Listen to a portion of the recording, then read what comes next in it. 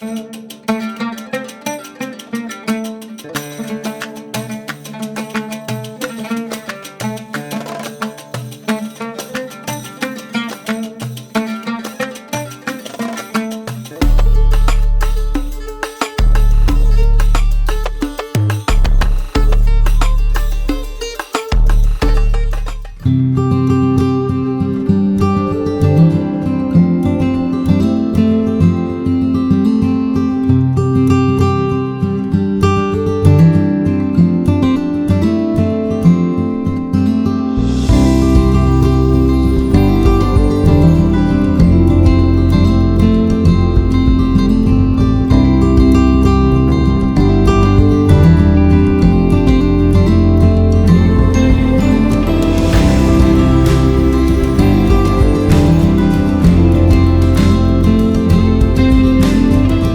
Parsis are originally from Persia. They came to Gujarat, spread over and became India's richest community and a very dominant community. Indian flag was first designed by Madam Kama. The first Indian to become a member of parliament in England was a Parsi, Nauroji. Rajiv Gandhi has a Parsi father. So they're everywhere. Parsi because we probably came from the region of Pars in Iran. We migrated in around 700 AD because of religious persecution. And we were not comfortable with adopting any new religion. So before that we had a lot of trade between Iran and India. So we probably knew the route quite well. Between 700 and 900, a lot of Parsis came to India. We were given refuge and we were allowed to practice our religion. We started on the western coast of it. That's why most of the Parsis are in Gujarat. So some people went on to the other metros like Delhi, Calcutta, Hyderabad, Cochin, Madras. They did not want the crowded areas of Blacktown. They chose the more lush seaside Rayapuram. In 1795, the first Parsis arrived in Madras from Coorg. Over time, they built a close-knit community and made a home for themselves in the bustling city. Rayapuram soon became their cherished hub, and even today, it remains the heart of Parsi heritage in Chennai. Here, you will find significant landmarks: the Madras Parsi Association, a memorial hall, the community burial ground, a rest house for Parsi visitors, and most notably, a 113-year-old fire temple, the only Zoroastrian place of worship in Tamil Nadu, Kerala, and Puducherry. I think Parsis have donated more per capita than any community in the world. Jamshedji Jijibai was the person who set up a lot of the things in Mumbai. Then afterwards came the Tatas and the Vadias. The Vadias have been having a shipping company for say 250 years, 300 years. The American anthem was written on a Vadia ship. The surrender of Hong Kong by China to England was also written on a Vadia ship. So Parsis, they mingled. We had a lot of professors in the government engineering college, and of course we had architects. We were just more committed to our work. And also when the British came, we spoke English. Maybe that's why they took us more into their various positions in the railway or the income tax. The man who designed the Madras water system was a Parsi. His name was Mr. Ormasji Nauroji. He was responsible for bringing piped water to the city. And he built catchment areas in many other cities in Tamil Nadu. Mrs. Mary Clubwala Jadhav, she was a very great social worker. She started the Guild of Service. Mary Clubwala was a person who thought that social work will succeed only if made as a career. That is why she started teaching social work as a subject. And I think she started more organizations than anybody in India. Of course, a lot of the old things are forgotten. Like the Tatas were opium suppliers before they became into very legal businesses. They addicted the entire generation in China, other things like that, but they have donated a lot. The peak of Chennai's luxury is here. Come with me. Feel the rush of over 130 indulgent amenities. Unwind in the serenity of 17 acres of greenery. Experience Chennai's very first 10-story clubhouse. Stay perfectly connected to everything, yet blissfully apart. It's time to embrace the luxury you deserve. Casagrand Mercury at Perambur, taking luxury to new heights. Parsis follow Zoroastrianism, an ancient Iranian faith founded by the prophet Zoroaster. They worship Ahura Mazda, the supreme deity, and hold fire as a symbol of purity and divine presence.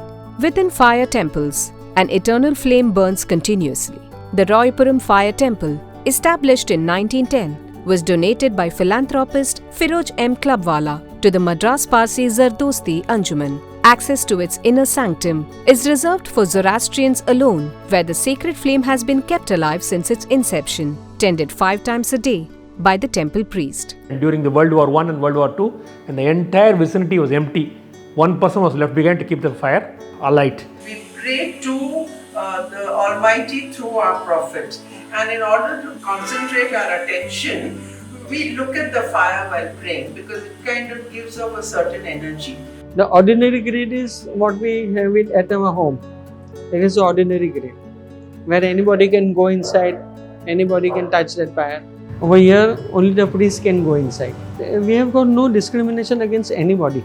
But when we came to India, the king of Sanjan, he said that you will not convert anybody, you will not accept anybody. He said, yes, okay, fine. Close the temples, no non-Parsis should come inside, you only manage your own thing. Almost 90% of everything that we do is Hindu. We didn't have all these in Iran. We don't even know what we used to do. We just came away one day and we just had a few prayers in one book and we say those prayers. Everything is Hindu and we have adopted. In fact, that is one of the reasons we have lived peacefully wherever we are. People come from Iran, they say, I am Irani, I cannot let them inside. Unless you are a Zoroastrian Irani. Temple is not a secular place.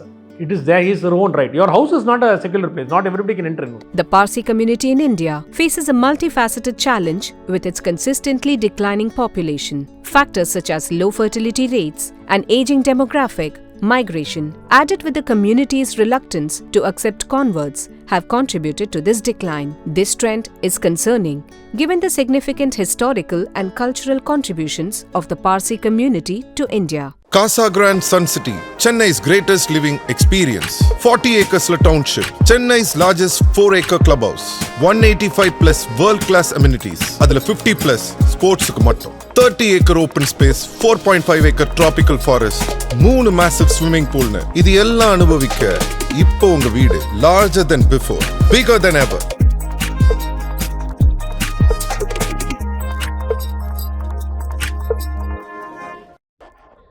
I think by the end of the century, we probably shouldn't be existing. We don't convert other people into our religion and we don't allow intercaste marriage. Some people say as soon as you marry out, the children should not belong to the community at all. I think that's all part of the fact that we had always said we would not convert anybody. Our children get married late and many of them not very keen on having children also. It's more the Western influence. We tend to take up more progressive ideas thinking that they are better. The picture is very grim. I think it is going on decreasing. To address this concern, the Indian government launched the Geo-Parsi scheme in 2013. A key feature of the scheme is financial support for Parsi couples, regardless of their economic background, to encourage childbirth. Initiatives like these aim to stabilize and gradually increase the Parsi population, ensuring the preservation of their unique cultural heritage. Even with dwindling numbers, Parsi culture continues to flourish and enrich India's diversity. This rich heritage is reflected in their distinctive traditions, including their unique cremation practices. The dead body is a waste matter. Germs, bacteria there inside, they start generating. So to destroy that, we have to put it on the hilltop so that birds of prey, they will devour it. And the remaining bones, we have got a well in the middle. So we put the remaining bones inside. That is a salt water well. So we put that bones inside and that will be disintegrated on its own. We have a big tower of silence in Mumbai, but there are no vultures left. The way of disposing of it, that is feeding the corpses to the vultures, is just not viable these days. I think that practice will slowly die down. A lot of our Parsis are going in for cremation because we don't want to do burial, we don't want to take up space unnecessarily.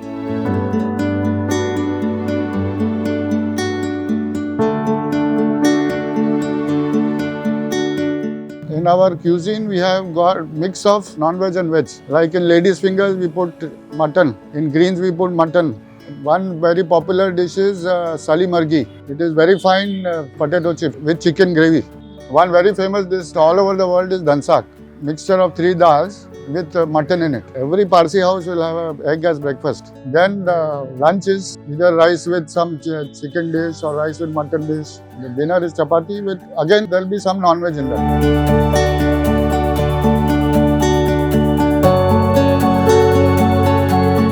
But this is a fully embroidered sari, about 100 years old. It's from China, it's not embroidered here. When people like this Jamshedji Jijibai and all, they went over there and they saw that the Chinese were doing all this embroidery work in satin stitch. So they brought all those and we used to wear them on as a fashion. We made our own motifs of birds and flowers and we wear it on every auspicious occasion. Though the Parsis may appear apart from the city, they too remain very much a part of it. Chennai has progressed so much. Chennai is a nice place. People, at least you get to talk to people. Bombay people don't get to talk to each other itself. Chennai is the best place to be now.